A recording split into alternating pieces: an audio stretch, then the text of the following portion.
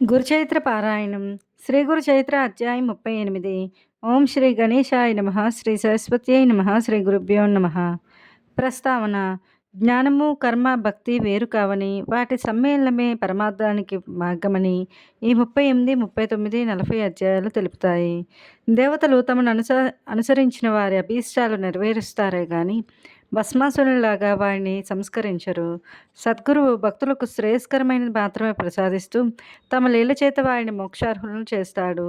సద్గురువు భక్తి వల్లనే జ్ఞాన భక్తి కర్మలు సిద్ధిస్తాయి. శ్రీగురుని వంటి సద్గురువు ఆజ్ఞాపించినప్పుడే వ్రతాదులు సార్థకమవుతాయని ఒక పేద శిష్యుడు, ఒక గొడ్రాలు, ఒక కుష్ఠరోగి యొక్క అనుభవాలు తెలుపుతాయి. ఆ ప్రయత్నాలే వారు ఆజ్ఞాపించక ముందు నిష్ఫలమవడం గమనార్హం. గురువు అనుగ్రహం వల్లనే సావిత్రి మరణించిన భర్తను తిరిగి బ్రతికించుకున్నది కానీ వ్రతాల వలన కాదు. కథ ఆరంభము. నామధారకుడు: స్వామి, శ్రీగురుడు ఉపదేశించిన కర్మానుష్ఠాన రహస్యం మీ నుండి విని ధన్యుడనయ్యాను. ఇక దయచేసి అటుపై జరిగిన శ్రీగురుని వృత్తాంతం తెలపండి అని వేడుకున్నాడు. సిద్ధయోగి ఇలా చెప్పసాగారు: నాయన, నీ వంటి గురుభక్తుడు శ్రోత లభించినందువల్లనే శ్రీగురు చరిత్ర తనివి తీరా స్మరించుకునే భాగ్యం నాకు కూడా కలిగింది. శ్రీగురుని కీర్తి అన్ని దిక్కులా వ్యాపించడం వల్ల శ్రీమంతులైన గురుభక్తులందరూ గంధర్వ నగరం వచ్చి వారిని భిక్ష, వారి ప్రీతి కోసం బ్రాహ్మణ సంతర్పణలు చేస్తూ ఉండేవారు. ఒకసారి కాశ్యప గోత్రానికి చెందిన భాస్కర శర్మ అనే పేద బ్రాహ్మణుడు వచ్చాడు. అతడు తనతో ముగ్గురికి మాత్రమే సరిపడే ధాన్యము మొదలుకొని మూట కొట్టుకుని తెచ్చి శ్రీగురుని నమస్కరించాడు. కానీ ఆ రోజు అందరితో పాటు అతన్ని కూడా ఎవరో భక్తులు సంతర్పణకు ఆహ్వానించారు.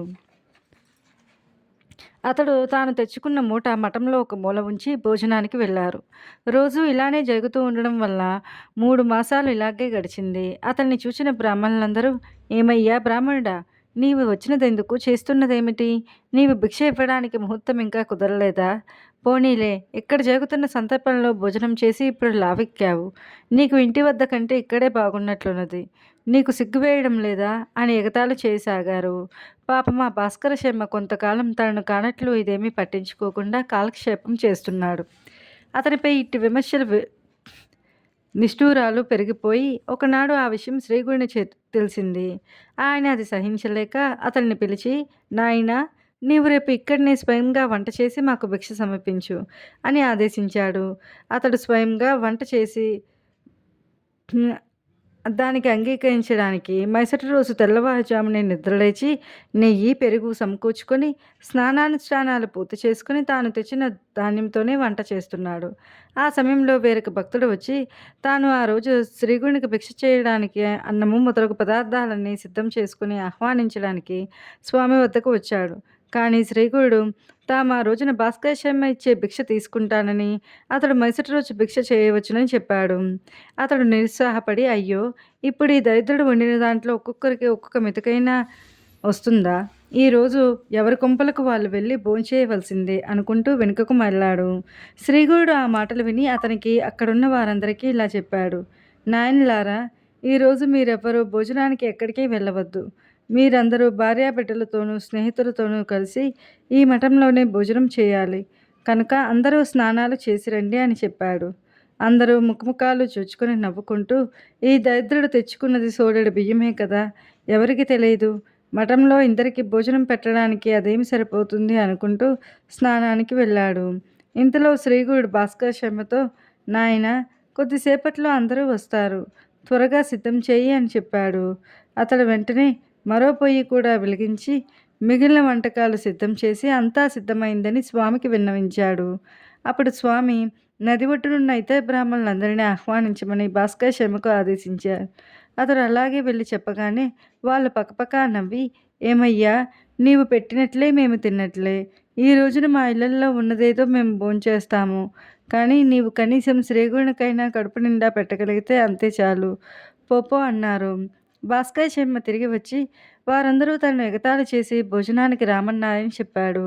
శ్రీగురుడు, నాయన, మాకు బ్రాహ్మణోత్తములతో కలిసి భోజనం చేయడమే సమ్మతము, కానీ మేమొక్కరమే భిక్ష చేయము అన్నారు. స్వామి నోటి మాట తప్పక జరిగి తీరుతుందన్న దృఢ విశ్వాసం గల భాస్కర శర్మ అది నిరూపించుకోదలచి దీనంగా, స్వామి, నేనేం చేసేది? నేను మీరు ఆజ్ఞాపించిన ప్రకారం ఎంత బలవంత పెట్టినా వారు రావడం లేదు సరికదా! నన్ను ఆక్షేపిస్తున్నారు" అన్నాడు. అప్పుడు ఆయన వెంటనే మరో శిష్యుని పంపి నది వద్దనున్న బ్రాహ్మణులందరినీ వెంట తీసుకురమ్మని ఆజ్ఞాపించారు. అతడు పరుగున పోయి శ్రీగుడిని ఆజ్ఞగా చెప్పి అందరినీ ఆహ్వానించాడు. ఇక తప్పక అందరూ మఠం చేరుకున్నారు. శ్రీగుడి వారందరితో "బ్రాహ్మణోత్తములారా, మీరందరూ మీ భార్యాబిడ్డలను తీసుకుని మఠానికి రావాలి. ఈరోజు ఇక్కడే 4,000 మందికి సమారాధన చేయాలి. అందరూ విస్తళ్ళలో భోజనం కట్టుకుని తీసుకుపోవాలి" అని భాస్కర శర్మతో "ఏమయ్యా! చూస్తావేమిటి? లేచి నమస్కరించి అందరినీ ఆహ్వానించు" అన్నారు. అతడు వెంటనే లేచి నమస్కరించి వారందరూ సకుటుంబ బంధుమిత్రులతో కలిసి తాను చేయనున్న సమారాధనకు విచ్చేసి తనను కృతార్థులను చేయమని వేడుకున్నాడు.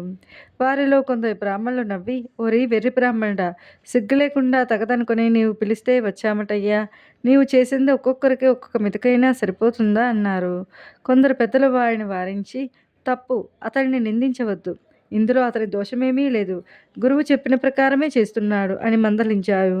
భాస్కరుడు శ్రీగురు పాదాలను నమస్కరించి ఆయనకు ఆరతిచ్చి విస్తళ్ళు వేశాడు. అప్పుడు శ్రీగురుని ఆజ్ఞ కోరాడు. అంతటా శ్రీగురుడు అతనికి ఒక వస్త్రం ఇచ్చి దానిని వంటకాలపై కప్పమని ఆదేశించాడు. అతడు అలా చేయగానే శ్రీగురుడు తమ కమండలంలోని నీరు అభిమంత్రించి ఆ వస్త్రంపై చల్లి వస్త్రం తీయకుండా వడ్డన చేయమని ఆదేశించాడు. వెంటనే భాస్కర శర్మ మరికొంతమంది ఆ వస్త్రం క్రింద నుండి పళ్ళాలతో వంటకాలు తీసుకుని తిరిగి తిరిగి వడ్డిస్తున్నారు. నెయ్యి కూడా దాళ్లుగా వడ్డిస్తూనే ఉన్నారు. అది చూచి భక్తులందరూ ఆశ్చర్యచకితులయ్యారు. అప్పుడు మొదట శ్రీగురుడు, తరువాత మిగిలిన వారు ఆపోసనం తీసుకుని భోజనం చేయడం మొదలుపెట్టారు. భాస్కర శర్మ ఒక్కొక్కరి వద్దకు వెళ్ళి నెమ్మదిగా కూర్చొని కావలసినవి అడిగి వేయించుకోమని తృప్తిగా భోజనం చేయమని చెప్పాడు.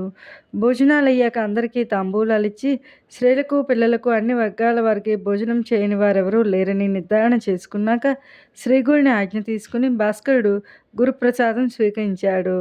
అప్పుడు అతడుకు వెళ్ళి చూచి అతడు వండిన వంటకమంతా అలాగే ఉన్నదని స్వామికి మనవి చేశాడు. దానిని దశరాలకు వేయమని స్వామి ఆదేశించగా అతడు అలానే చేశాడు.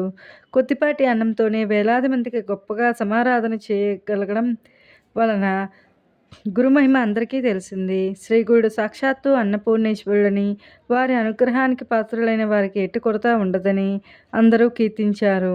అప్పుడు శ్రీగురుడు భాస్కర శర్మను ఆశీర్వదించి ఇంటికి పంపివేశారు. శ్రీగురుని కీర్తి మరొక్కసారి అన్ని దిక్కులా మారుమ్రోగింది. శ్రీ దత్తాయ గురవే నమః. శ్రీ శ్రీపాద శ్రీ వల్లభాయ నమః. శ్రీ నరసింహ సరస్వత్యై నమః. గురుచరిత్ర పారాయణం అధ్యాయం 38 సమాప్తం.